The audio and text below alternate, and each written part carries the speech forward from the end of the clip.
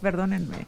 Estaba pensando en otra cosa. Emilio Álvarez y Casa. Hola. Buenos días. Buenos días del lunes.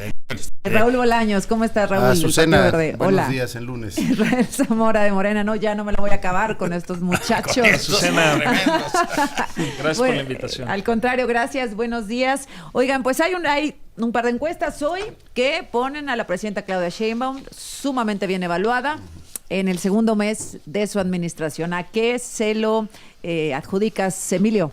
Mira, dos factores, diría, es el inicio del gobierno, y eso es parte de todavía el influjo electoral. Lo bueno, digamos, donde veo movimiento, hay un cambio significativo en el tema de seguridad. Y así se percibe en la encuesta. Y eso... Pues no, ¿eh? Sí. Bueno, no significativo. Sí, cómo no, velo. A ver. Velo y vas a ver, hay un cambio más Aguántame de 7 tantito. puntos. Dice, seguridad pública, 48% el mes pasado decía que muy mal y 43% ahora dice que muy bien. O sea, sí se movió, Azucena. Sí. Y yo, digamos, todo aquello que vaya generando seguridad lo celebro. Y hay que tomarlo desde quien viene, ¿no? Pero también sigue muy pendiente de los temas de corrupción y los temas de crimen organizado. Así como hay una tensión en términos de la herencia en materia presupuestal, y Claudia está un poco pagando los platos rotos de la administración anterior, en seguridad empieza a haber un cambio. Me parece que la operación Enjambre y algunas otras acciones están dando una percepción de que se está dejando atrás esta cosa de abrazos y balazos. Honestamente creo que eso es bueno. ¿Crees que es más que una percepción? ¿Está siendo una realidad? No creo que haga tendencia todavía, pero las señales son de que cambia la política de seguridad. Me gustaría que genera una condición de política de Estado, no solo de gobierno, pero no quiero regatear en el tema de seguridad, y me parece eso el cambio más notable, Azucena. Israel. Sí, pues también coincidir, prácticamente de cada 10 personas, 7 consideran que ha sido muy buena este mes de gobierno que lleva la presidenta. Es consecuencia también del buen gobierno que hubo en el sexenio del presidente Andrés Manuel. Claro, que sí. Ahorita mismo lo decía Emilio. Zamora. Claro que sí. A la claro presidenta, que sí. hombre. No, por supuesto, yo no estoy diciendo que no. Qué va. Ella sin duda, lo que comenta Emilio es esta segunda etapa en la estrategia de seguridad que está dando resultados con el operativo que ya mencionaba también Emilio del Enjambre, pero también de los graves acontecimientos que ha habido en las últimas semanas que tienen características muy ¿Qué tiene similares. que ver el Enjambre con el sexenio pasado? Nada. No, pero sí también, digamos, el combate a la corrupción fue fundamental para que las... Pues está súper mal evaluado, ¿eh? Ese sí, para que veas aquí en la encuesta.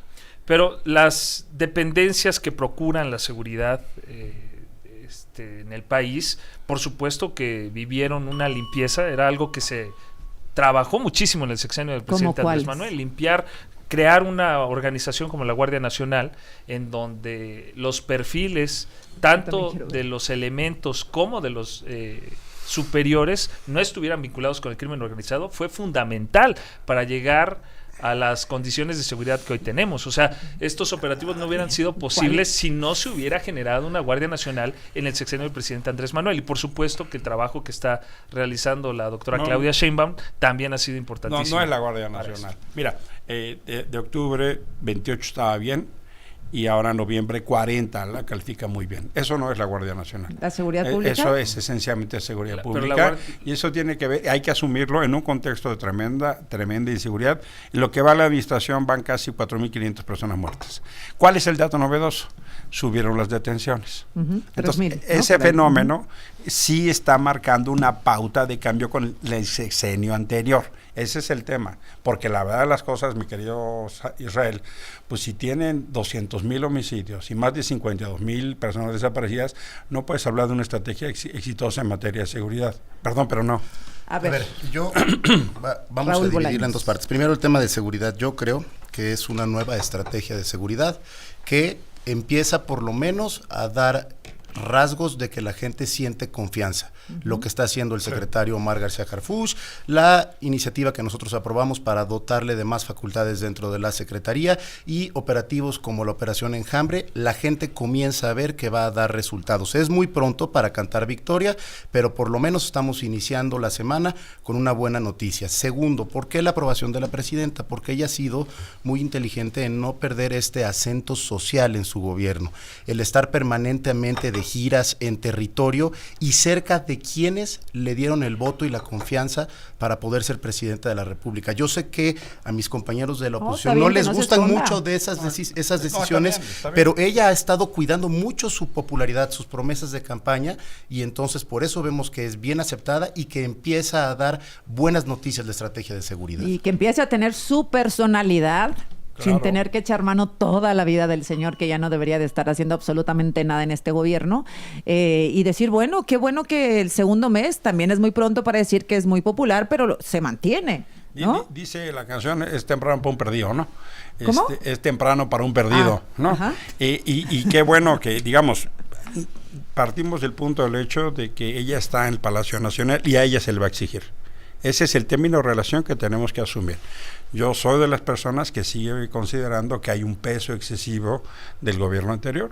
Lo vimos en la decisión de la CNDH o en otras circunstancias. Oye, los gobernadores. Los gobernadores, perdón, pero la verdad de las cosas es que eso sigue. Ahora vimos el informe de Rubén Rocha, fue mi compañero en el Senado, pero la verdad es que el baño de sangre que hay en Sinaloa, lo único que demuestra es que es un gobierno absolutamente rebasado. Por lo menos muéstrate conmovido, por lo menos, ¿verdad? Cuéntame qué opinas de Cuitláhuac García en el gabinete de la presidenta. Pues es que son compañeros que han sido parte del movimiento y que no puedes excluirlos ahora. O sea, son parte de la realidad que hoy vive el país. El gobierno ha logrado lo que ha logrado también por el trabajo de todos estos compañeros que desde mi punto... Electoralmente, pero también ideológicamente, y las luchas que hubieron incluso antes de ser gobierno, ellos fueron parte de estas luchas. Entonces, creo que sería injusto hacerlos a un lado una vez que han cumplido con una encomienda. ¿Cuál era la encomienda? Pues ser gobernador de Veracruz, por ejemplo, en el caso ganar las elecciones a como del lugar. No, fue uno de los estados que, se ganaron con una mayor amplitud, y eso es producto también del buen resultado que se dio en el gobierno del gobernador Cuitláhuac. Les guste a algunos, a otros no, pero los resultados en las urnas fueron esos. ¿Y qué buenos resultados tiene Cuitláhuac García? Pues, digamos, más allá de lo que uno pudiera comentar, yo insisto en el punto de que los ciudadanos le dieron el voto de confianza también a la gobernadora Rocío Nale, considerando el trabajo que se hizo por parte del gobernador en ese momento, Cuitláhuac García. ¿Cómo ves tú, Raúl Bolaños, del Partido Verde? A ver, mira, más allá de Cuitláhuac, eso le tocó a los jarochos decidieron que los gobernara Rocío Nale, ahí coincido con Israel. Quizá... ¿Pero traérselo al gabinete? A ver, son compañeros de movimiento, Azucena. Pero el gobierno no es un movimiento, el gobierno es gobierno y Morena yo creo que debe de tener ciertas aptitudes el señor Cuitláhuac, no sabemos a qué posición... Desconocidas todavía. A qué posición lo va a invitar la doctora y debe dar resultados. Pero yo quisiera volver al tema porque sí es bien importante. Dicen, el expresidente Andrés Manuel está presente. Yo creo que es tanta la fuerza que él dejó en el movimiento que todos pensamos que él sigue presente. Pero las decisiones y los hechos de cómo ha venido gobernando Claudia Sheinbaum te hablan de que la presidenta toma sus decisiones propias. Estrategia de seguridad. distinta a la de hace 6 años. ¿De acuerdo? La asistencia, Parcialmente de acuerdo. La asistencia al G20, distinto a las definiciones que se tomaron hace en el sexenio pasado. Vamos a hablar de energías limpias, energías renovables. En materia energética ella trae toda una política distinta a la del sexenio anterior. Entonces es una falacia decir que él está ejerciendo el gobierno. Asumamos que él es un líder que tiene mucha presencia, mucha fuerza. Él creó Morena, pero quien está gobernando es Claudia Sheinbaum. Así es. Y yo veo inclusive una falta de respeto, perdona Susana, pero sí hay que decirlo, insistir en que siga gobernando pero o que siga gobernando. Tú. No, yo lo que yo te dije, no, por favor, pero yo no mencioné eso. Yo lo que decía es que la actual situación de seguridad y de las dependencias que imparten justicia y de las que buscan y la prevención del delito, todo lo demás, la Guardia Nacional, fue gracias al trabajo que hizo el presidente. Pero decir que actualmente el presidente tiene influencia en el gobierno de la doctora Claudia Sheinbaum me parece una falta de respeto hacia ella. Por supuesto, y si le resulta exitosa la estrategia de seguridad de Claudia Sheinbaum, entonces es gracias a los cimientos y a las bases que mira, dejó el gobierno. Hay hechos Y políticos. la en el- continuidad. Sí es injusto, ¿no? No, yo creo que nadie desconoce los resultados que ella está dando, pero tampoco podemos desvincular del trabajo que se hizo. Sería decir que fueron 6 años perdidos cuando no fue así. Es que yo estás insisto. pidiendo con doble rasero. Para lo bueno sí cuenta y para la crítica no cuenta. O sea, ¿cómo así? No, o ¿cómo sea, para la crítica? hay un fenómeno que es ineludible. Claudia Sheinbaum está en Palacio Nacional y tiene que ser medida y evaluada en esos términos. Y está siendo bien evaluada. Y por supuesto que hay un fenómeno de crítica política porque ella es la primera que pone a López Obrador en las mañaneras. Ella es la primera que cita a López Obrador reiteradamente, Israel. Reiteradamente. ¿Cómo no vamos nosotros a hacer una discusión pública sobre eso? Y política, perdóname, pero es ineludible si ella es la primera que lo pone en la mesa. Segundo, el hecho que sea mujer no exime para que la oposición pueda hacer una crítica política a lo que está viendo, por ejemplo, su equipo. Cuando tú tienes una secretaria de Gobernación que es muchísimo más cercana a Andrés que a Claudia, o cuando tienes un secretario de Defensa, un secretario de Hacienda, o una secretaria de Bienestar, o de Educación, o de Trabajo, Israel. El fenómeno político es ese y se analiza en esos términos. Y salir con la cantaleta de que eso es irrespetuoso a una mujer, perdóname, lo que yo quiero es ver una mujer gobernando. No quiero una vicepresidenta. ¿Qué elementos o qué pruebas tienes tú, Emilio, para asegurar, por ejemplo, que la secretaria de Gobernación obedece indicaciones del expresidente Andrés Manuel? Porque ninguna. Son puras. Bueno, déjame contestar. Bueno. Si me preguntas, déjame contestar. Cuando regresemos del corte, ¿sí? ¿Le contestas? Chan, chan. Gracias.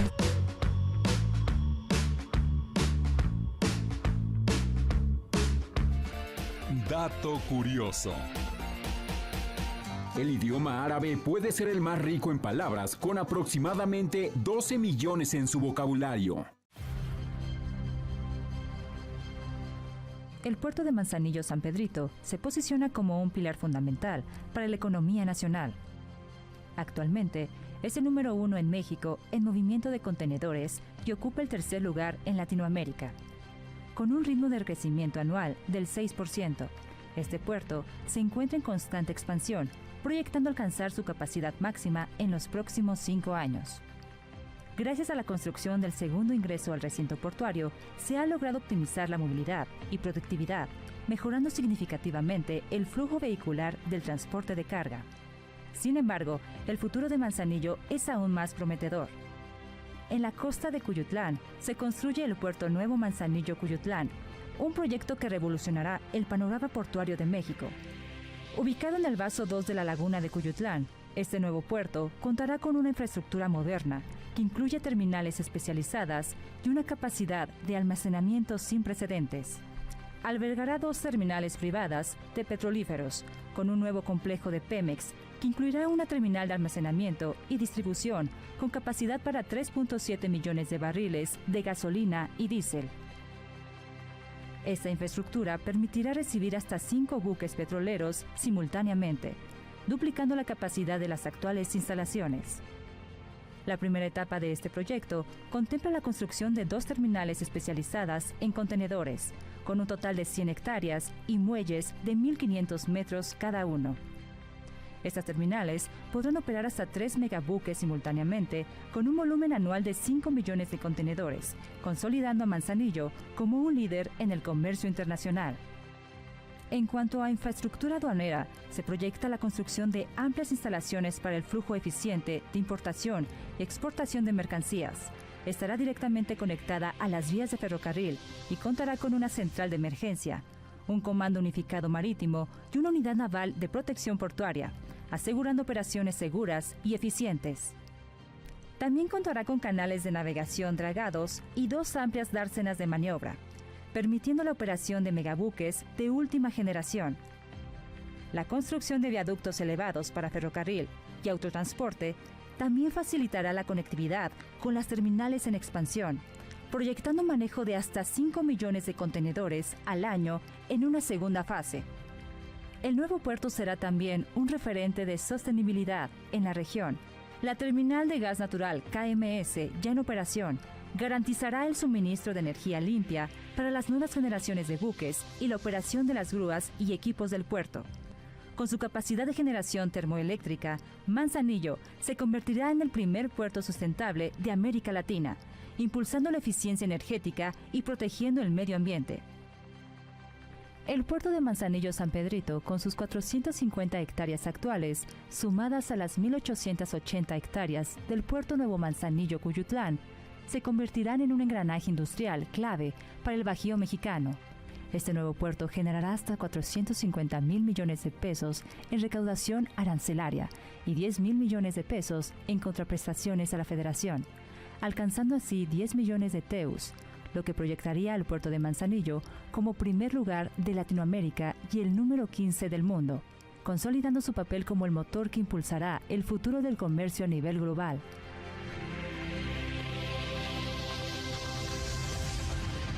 Gobierno de México. Dato curioso. El idioma árabe puede ser el más rico en palabras, con aproximadamente 12 millones en su vocabulario. Entonces, a ver, nos quedamos pendientes de la respuesta a la pregunta que hizo Israel Zamora. ¿Cuál es la pregunta, Israel? Sí, Sí, ¿qué ¿qué elementos evidencia había tengo? para asegurar que la secretaria de Gobernación recibe órdenes del presidente Andrés Mira, Manuel? Hay infinidad de columnas que eso refiere. Entonces estamos partiendo de rumores No, y de no, chismes, no, porque no de hechos. las columnas entonces son buenas cuando hablan las cosas que te gustan. No. O sea, Pero el tampoco son análisis, verdad absoluta. por supuesto, pero el análisis político no puede circunstanciarse o alejarse de un contexto.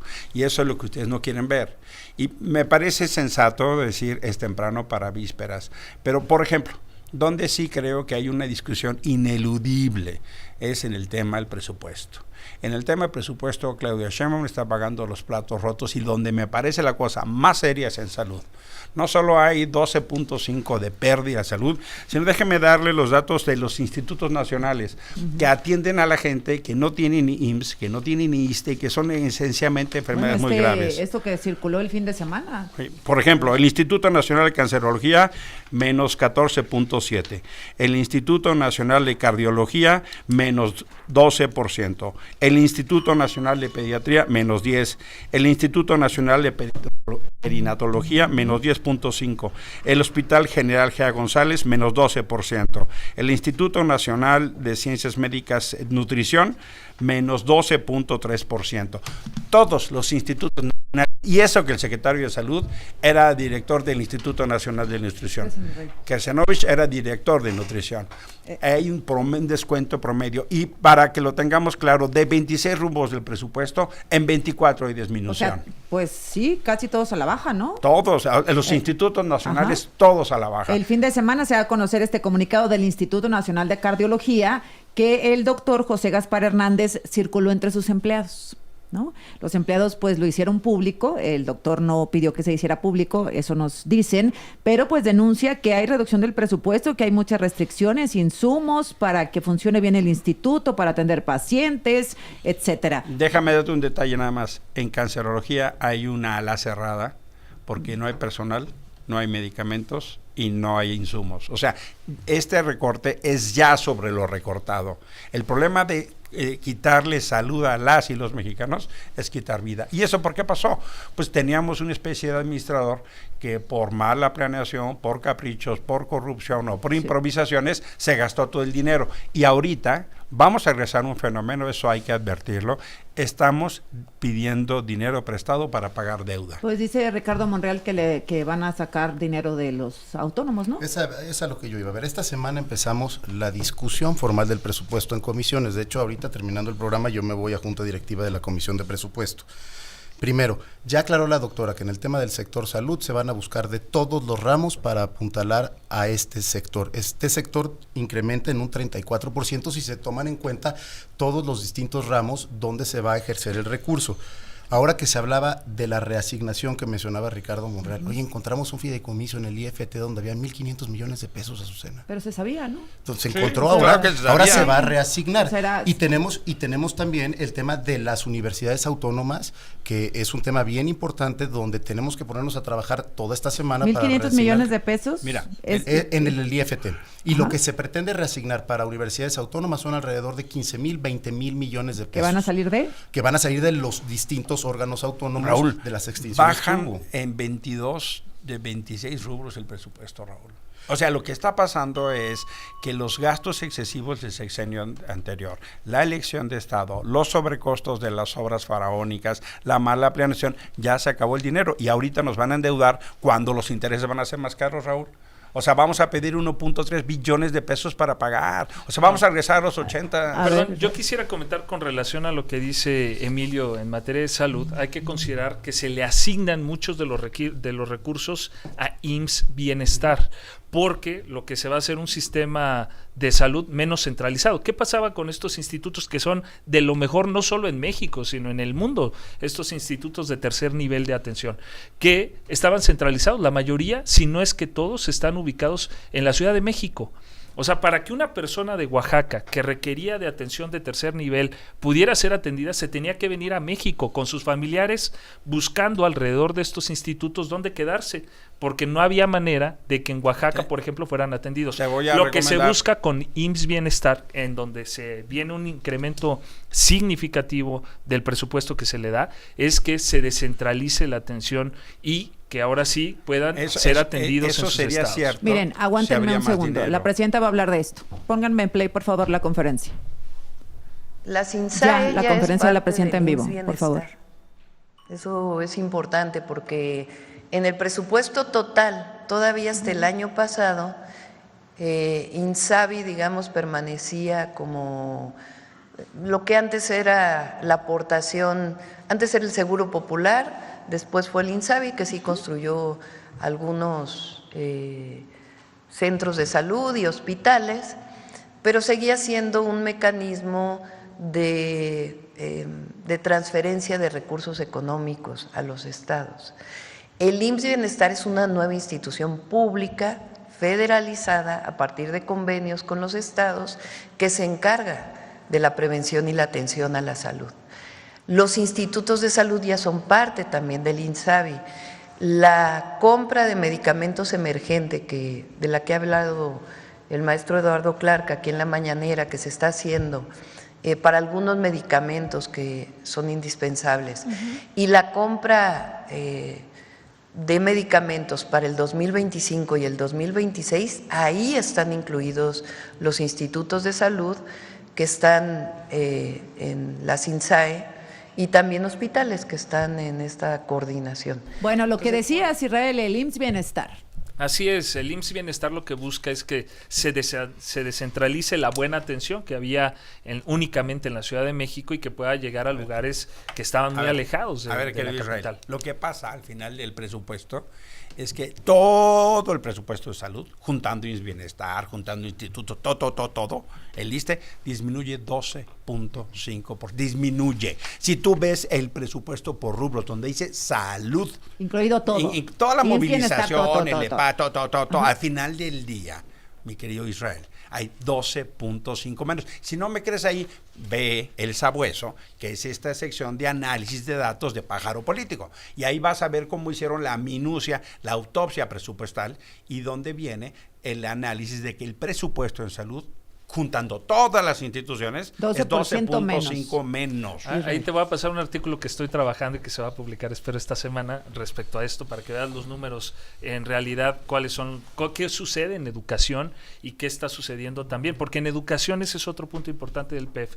Muchos no consideran las becas, que también son apoyos. Pero en salud sí hay 12% de disminución en el presupuesto. No, también. Que disminuye 22 de 26 rubros. El rubro de salud es una de las prioridades. De los ejes torales del presupuesto. Entonces, es el 34% ¿pero se reduce o no se reduce? Es salud. No, lo que pasa es que se diversifica, entra por distintos entes y se toma en cuenta el Imagínate, por ejemplo, no se está contemplando 13 millones de personas van a ser beneficiadas con un programa que se llama Salud en tu Casa.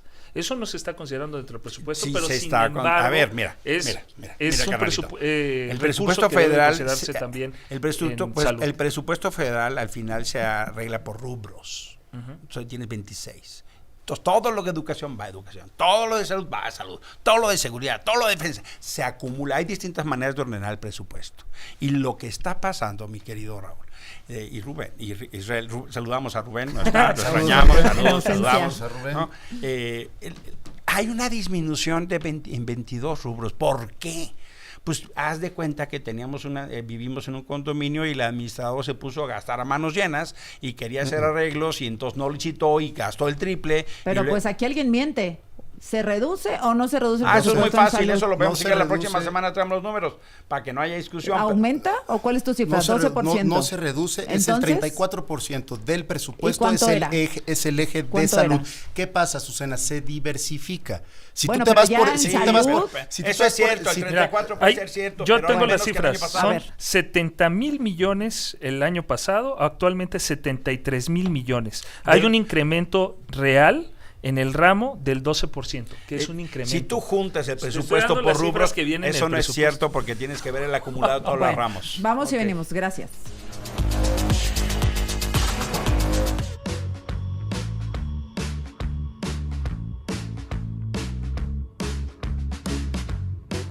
Aprendiendo a plantar. La madreselva es un arbusto trepador que se adapta con facilidad a las zonas donde va creciendo. Sus flores suelen ser blancas y se van haciendo amarillas en su proceso de maduración. Su época de floración se lleva a cabo en verano. Es usada regularmente para adornar paredes y jardines. Fórmula Deportes. Con la finalización del play-in está lista la liguilla de la Apertura 2024, un torneo donde los primeros 6 equipos superaron el umbral de los 30 puntos y donde también 6 equipos se murieron de nada jornadas antes, sin siquiera superar las 15 unidades. Mientras el objetivo de calificar está hecho para algunos, para otros como Cruz Azul recae el sueño de lograr la 10ª. Con un torneo de 42 puntos la máquina comprende más que nunca que la revancha es hoy. Otros como Toluca tienen la obligación de conquistar la corona. La gran inversión de poco más de 40 millones de dólares le da argumentos al equipo escarlata para ilusionarse. Y por último, los del norte se han acostumbrado a pelear por los títulos, en una liguilla donde tanto Tigres como Monterrey son candidatos semestre a semestre. Veremos si de entrada los primeros 4 de la tabla cumplen con el pronóstico. Soy José Luis Cuevas y te espero con este y muchos temas más en Fórmula Deportes, sábados y domingos 8 de la noche, aquí en Grupo Fórmula.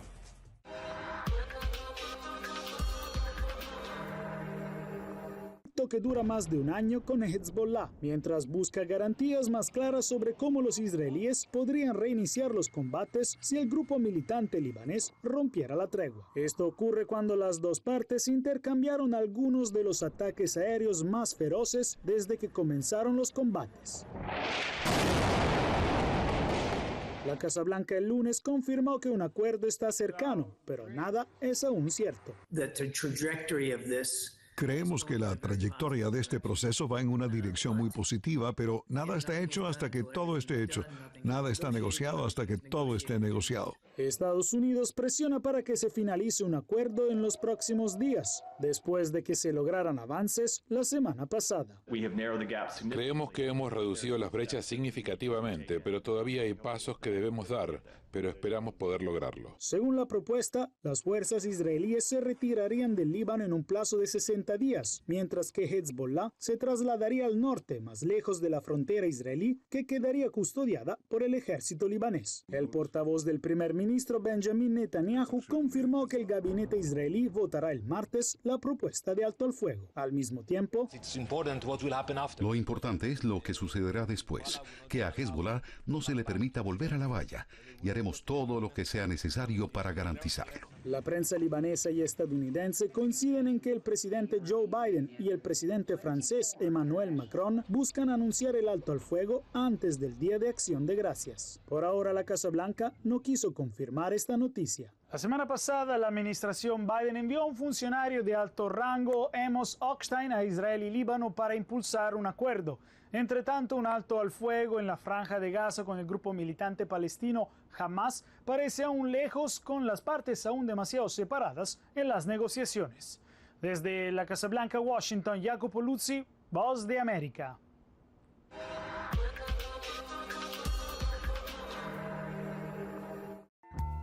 Prepárate para una experiencia sobre ruedas. Acelera tu pasión como nunca antes junto a Ricardo Beristain. Conoce la última tecnología automotriz, diseños vanguardistas y las tendencias más emocionantes del mercado.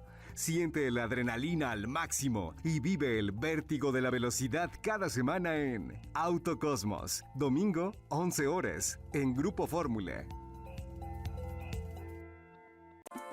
Aprendiendo a plantar. La madreselva es un arbusto trepador que se adapta con facilidad a las zonas donde va creciendo. Sus flores suelen ser blancas y se van haciendo amarillas en su proceso de maduración. Su época de floración se lleva a cabo en verano. 9 en punto, vamos a cerrar esta mesa con las conclusiones de nuestros invitados de cada lunes. Empezamos contigo, Raúl Bolaños. Gracias, Azucena. Esta semana importantísima. Discutimos el presupuesto en comisiones, vamos a estar atentos a la reasignación para el tema de universidades, para poder el lunes llegar con números reales y poder dar el debate en esta mesa, pero yo estoy tranquilo de que el presupuesto es un presupuesto austero, ordenado y que cubre con las necesidades de nuestro país, y con la buena noticia de que las mediciones nos hablan de que el gobierno de Claudia Sheinbaum va por buen camino, que está cerca de la ciudadanía, que tiene la confianza de la gente y que la estrategia de seguridad recién implementada por su gobierno comienza a dar resultados. Una semana que inicia con buenas noticias para nuestro movimiento, para la presidenta Sheinbaum, y vamos a seguir nosotros trabajando para que esta confianza que le da la ciudadanía reflejada en encuestas siga siendo la tónica durante los próximos 6 años. ¿Qué van a hacer con el INE? El viernes recibió la presidenta de la Comisión de Presupuesto, Marilyn Gómez, y Sergio Gutiérrez a la presidenta Guadalupe Tadei. Hoy tenemos junta directiva para analizar la posibilidad de que pueda asistir mañana a la reunión ordinaria de la comisión, donde va a estar la subsecretaria de egresos, Berta. ¿Públicamente? Sería, si va a la reunión ordinaria, sería pública porque así lo mandata la ley. ¿Cuál es el techo que ustedes proponen para el presupuesto? Fíjate que no hemos hablado todavía del techo. Ella está pidiendo 13,000 millones, ¿sí? Lo cual se nos hace muchísimo. No tenemos un techo nosotros todavía, se trata de conciliar con ella. Ya te podré dar más información mañana. Muy bien, gracias. Emilio Álvarez y Casa. Es un presupuesto que empezó con la explicación pública de que había habido errores, que el tema de recortarle a las universidades había sido un error. Y eso lo dijo quien está en Palacio Nacional y propio secretario. El problema es que es el caso del costo de los platos rotos del sexenio anterior. Tenemos recortes en 22 de 26 rubros presupuestales, foco rojo, salud, educación y deuda. El fenómeno del endeudamiento en la administración anterior fue de alarma, 2,000 billones de pesos, y eso es un costo extraordinario. Estamos ya pidiendo dinero para pagar deuda. El manejo profundamente irresponsable del último año tuvo que ver esencialmente con 4 factores. El primero es una elección de Estado, de algún lado tuvieron que pagarse la operación electoral. Segundo, los sobrecostos de los proyectos faraónicos. Tercero, la opacidad que derivó en una tremenda corrupción en grandes obras y gastos públicos. Y cuarto, la improvisación y ineptitud. Ahora las y los mexicanos vamos a pagar esos costos, aunque lo quieran ocultar. En el presupuesto viene 1.3 billones para servicio de la deuda. Eso es 12 pesos de cada 100. ¿Y eso por qué? Porque hay un manejo irresponsable del presupuesto que hoy se paga más que lo que se pagaba antes. Las prioridades en el presupuesto son, contrario a lo que dice Emilio, son salud, educación. Esta semana tan solo comienza un nuevo programa. Esta semana comienza un nuevo programa que es la beca Rita Cetina, que ya se están inscribiendo los jóvenes. Está el programa que continúa de La Escuela es Nuestra, y la prioridad, insisto, es educación. Respecto a la deuda, el gobierno del presidente Andrés Manuel, y por supuesto que es el que tenemos como antecedente el sexenio pasado, es uno de los sexenios en donde menos se incrementó la deuda. Falso. Para decirle al pueblo de México que nos está escuchando. Perdón, de menos deuda. Continúo con mi cierre porque me quita mis segundos. Me distrae. Emilio. Estados Unidos tiene una deuda que representa el 120% de su PIB. Japón, 216% de su PIB representa la deuda. Italia, el 140%. Francia, el 98% de su PIB. México tiene 51.4% de su deuda. Eso no quiere decir que no haya endeudado más López Obrador. Es mentira eso que está diciendo. No, el es sexenio mentira. del presidente Andrés Manuel tuvo. ¿Por qué no me das números? Deudas. Mira, digamos, Peña Nieto, ¿cuál fue la deuda de Peña? Mira, para que estemos claros, Calderón lo dejó en 500 millones. 500 millones. Y luego 700 Peña y López Obrador en 2 billones. Esa es la deuda que dejó. Y si quieren lo vemos los números la próxima semana. Sí, que la proporción de la deuda mexicana hacia abajo no quiere decir que López Obrador no sea el que más endeudó. Ambas cosas son ciertas. Bueno, lo platicamos la próxima semana. Muy bien. Emilio Álvarez y Casa, gracias. Raúl Bolaños. Gracias. Muchas gracias. Gracias. Saludos, Rubén. Aquí yo me encargo, no te apures.